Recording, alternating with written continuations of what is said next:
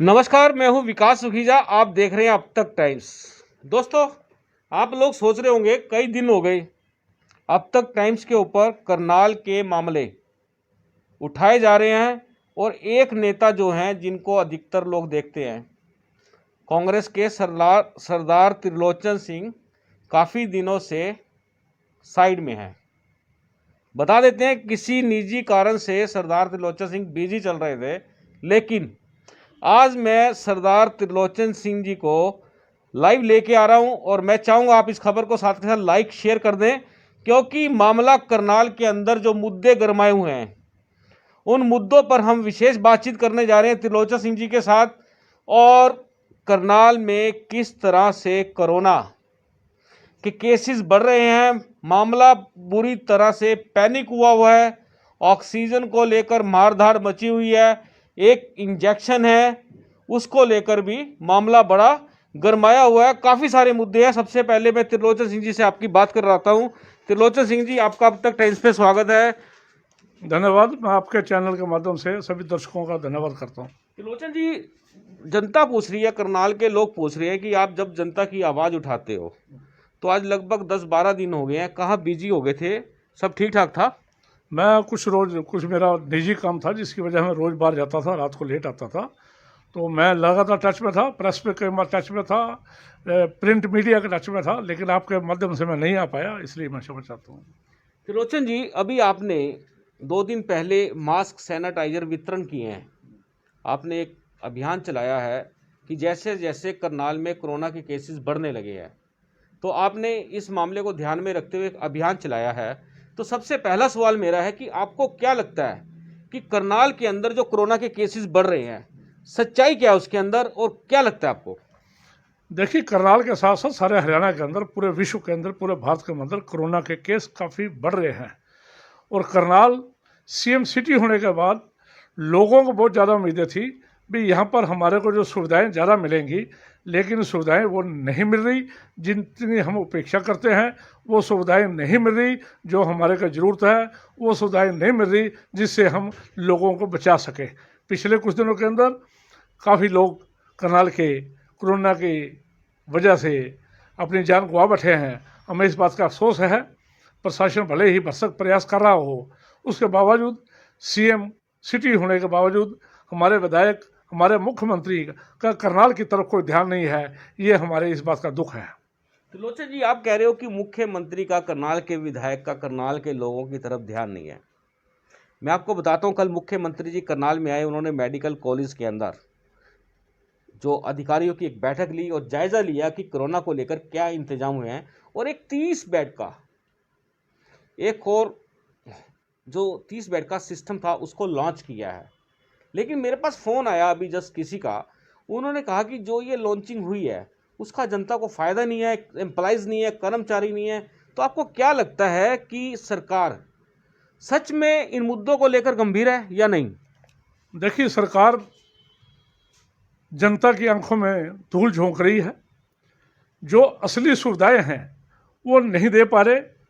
जो कल इन्होंने 30 बता रहे हैं भी हमने ऑक्सीजन आईसीयू बेड शुरू किए हैं, ये 2 दिन पहले भी शुरू हो सकते थे, क्योंकि जो इंस्ट्रूमेंट हैं, भाटिया जी जो मेंबर पार्लियामेंट ने 50 लाख रुपए दिया था शायद, या 25 लाख रुपए दिया था, उसके काफ़ी इंस्ट्रूमेंट 2 दिन पहले आ चुके थे। लेकिन इस बात का दुख है कि मुख्यमंत्री के उद्घाटन करने की वजह से जो इमरजेंसी काम है उसको भी 2 दिन तक रोक दिया गया। ये एक अच्छी बात नहीं है। अगर 2 दिन पहले शुरू होते, हो सकता है जो हमारे पिछले 2 दिनों में 15 के करीब हमारे लोग मारे गए हैं, हो सकता 15 के बजाय वो 10 मरते 5 बचाए जा सकते थे। मुख्यमंत्री सिर्फ फीता काटने की वजह से करनाल आए थे। उन्होंने कोई सुविधाओं के नाम पर कोई ऐसी चर्चा नहीं की। ना करनाल के नागरिकों को मिले, ना वो कोविड वाले पेशेंट को मिले, ना तीमारदारों को मिले, ना उन्होंने एम्बुलेंस का प्रबंध किया, ना उन्होंने वेंटिलेटर का प्रबंध किया। खाली 25 लाख रुपए की सौगात जो 2 दिन पहले आई थी उसको उद्घाटन करने के लिए आए थे, जो फीता काट के उद्घाटन किया। इमरजेंसी काम के अंदर फीते नहीं काटे जाते, उद्घाटन नहीं किए जाते। जब भी रात को 2 बजे भी है तो शुरू कर दिए जाते हैं काम। इस बात का हमें दुख है। त्रिलोचन जी, सरकार का काम जनता की सेवा करने का होना चाहिए। आपकी बात से मैं सहमत हूँ कि सरकार को फीता काटने की बजाय जनता के स्वास्थ्य की चिंता करनी चाहिए। त्रिलोचन जी, सीएम साहब का कहना है कि ऑक्सीजन उड़ीसा से आ रही है, लगभग एक दिन से ज़्यादा समय उसको वहाँ से आने में लग जाएगा। आपको क्या लगता है, इतना समय ऑक्सीजन आने में लगेगा तो इस दौरान मरीजों का क्या होगा? देखिए, कल उन्होंने ये कहा भी 36 घंटे लग सकते हैं, बाई ट्रेन है ये कारण ये कि ऑक्सीजन का हाहाकार आज शुरू नहीं हुई। ऑक्सीजन की हाहाकार 1 महीना पहले शुरू हो चुकी है, लेकिन सीएम साहब ने 3 दिन पहले उन्होंने अगर ऑर्डर दिया है या सरकार ने कोटा बढ़ाया है, जो इसकी वजह से करीब सैकड़ों लोग मर चुके हैं, उनका क्या कसूर था? क्या सरकार उनसे हर तरह का टैक्स लेती है? क्या सरकार उनको स्वच्छ की सुविधाएं नहीं दे सकती? अभी 2 दिन पहले मैंने बयान पढ़ा, किसी पोस्ट पढ़ी किसी की, भी करनाल में शमशान घाट बढ़ाए जा रहे हैं। बड़ा अफसोस है, शमशान घाट नहीं बनाने चाहिए, इनको हॉस्पिटल बनाना चाहिए, इनको डॉक्टर बनाने चाहिए, इनको सुविधाएं बनानी चाहिए। शमशान घाट तो एक ही है, वो भी भगवान ना करे कोई वहाँ ना जाए। हम दुआ करते हैं शमशान घाट बनाने की बजाय सुविधाएं बढ़ाई जाए। करनाल के अंदर सुविधाएं नहीं हैं। एक ambulance, Kalpana Chawla medical college, कल्पना मेडिकल कॉलेज का निरीक्षण करने का मौका मिले ताकि आप जनता को सच्चाई बता पाएँ, तो हम जानना चाहते हैं कि आपके पास ऐसे कौन से तथ्य हैं जो वहाँ की आप व्यवस्था के बारे में जानना चाहते हैं और जनता के सामने लाना चाहते हैं।